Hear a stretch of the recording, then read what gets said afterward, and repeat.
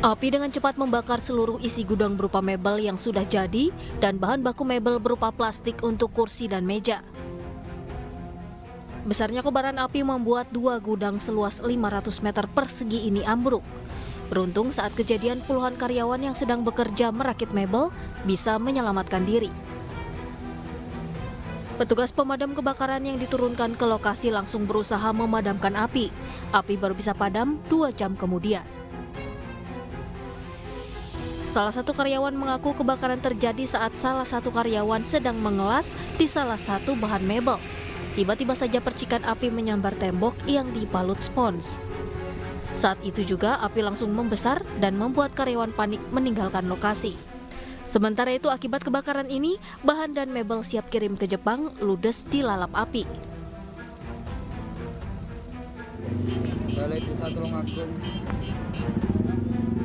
Video amatir warga ini merekam detik-detik pasca terjadinya kecelakaan di Jalan Raya Bojonegoro Babat, Jawa Timur Minggu siang. Minibus yang diketahui membawa 9 penumpang ringsek parah usai menghantam truk dari arah berlawanan. Pengemudi minibus meninggal di lokasi kejadian dan 2 penumpang lainnya tak tertolong meski sempat mendapat perawatan di rumah sakit. Sementara 6 penumpang lainnya selamat namun mengalami luka.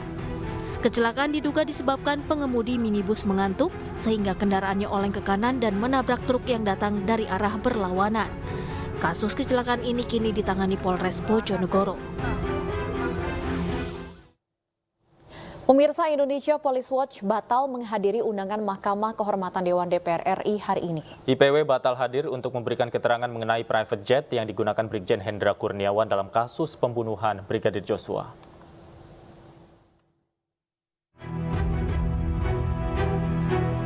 Ketua Indonesian Police Watch, Sugeng Teguh Santoso yang dijadwalkan menghadiri undangan MKD DPR, batal untuk memberikan keterangan terkait aduan anggota DPR RI.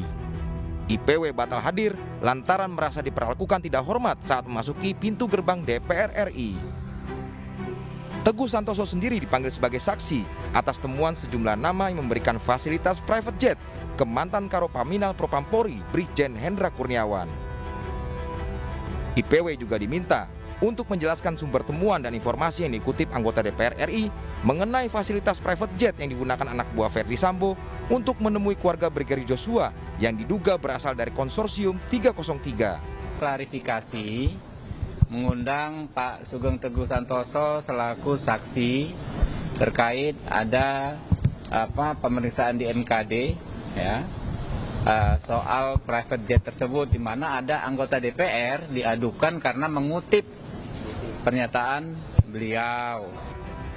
Diketahui, anggota Komisi 3 DPR RI, Heru Widodo menanggapi adanya temuan yang diungkap IPW terkait keterlibatan sosok berinisial RBT dan YS dalam kasus dugaan Ferdi Sambo dan konsorsium 303. Tak hanya itu, Heru Widodo juga menyebut IPW mendapati temuan 2 nama yang menyediakan private jet Brigjen Hendra Kurniawan saat menemui keluarga Brigadir Joshua di Jambi. Tim iNews melaporkan.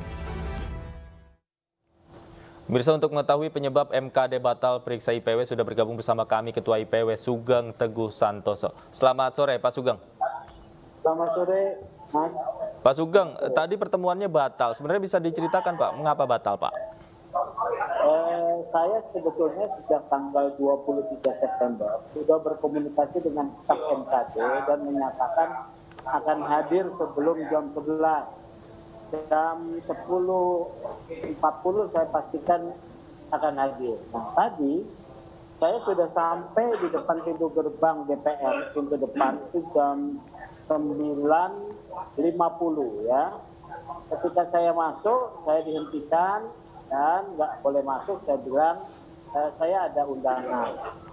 Tetap tidak boleh masuk. Saya kemudian serahkan undangan dari DPR untuk hadir dalam sidang MKD. Tetap Pamdal mengatakan semua tamu harus lewat pintu belakang ya. Saya bilang bagaimana ini kalau saya mau lewat sini? Tidak bisa, semua harus lewat pintu belakang. Nah, saya merasa ini tidak pantas ya, perlakuan daripada DPR, mungkin kesekjenan ya, bukan artinya pria kesekjenan lah yang mengatur sedemikian rupa, ada diskriminasi sikap ya. Saya diskriminasi orang tidak dianggap sama gitu ya. Yang lewat situ mobil-mobil anggota DPR, saya lihat mobil mewah, mobil saya kan cuma mobil Kijang yang sudah tua ya, jadi tidak boleh masuk mungkin. Saya bilang ini nggak benar, akhirnya saya putar balik pulang, jadi seperti itu. Nah, saya mengingatkan akhirnya kepada pimpinan, kepada melalui rilis ya, supaya hal seperti ini masyarakat itu dihormati oleh DPR. Perlakuan diskriminasi ini nggak cocok di era ini ya. Jadi seperti itu.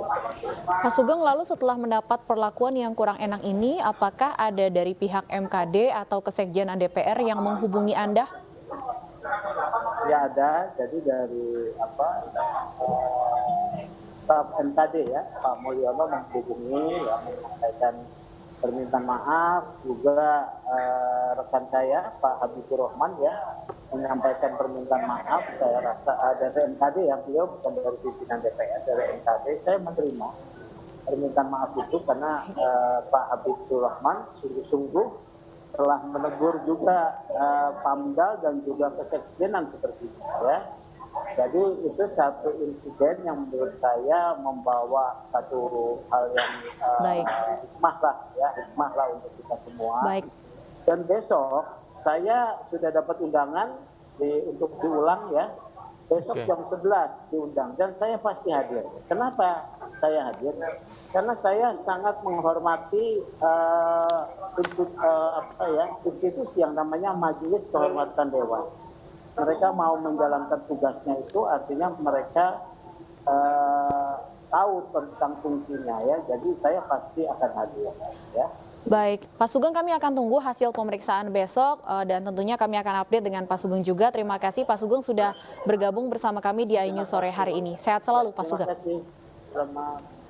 Kita ke informasi lain, pemirsa. Survei oleh Center for Strategic and International Studies memperlihatkan kenaikan elektabilitas sejumlah partai politik. Tak terkecuali Partai Perindo yang kini bahkan popularitasnya berada di peringkat 6.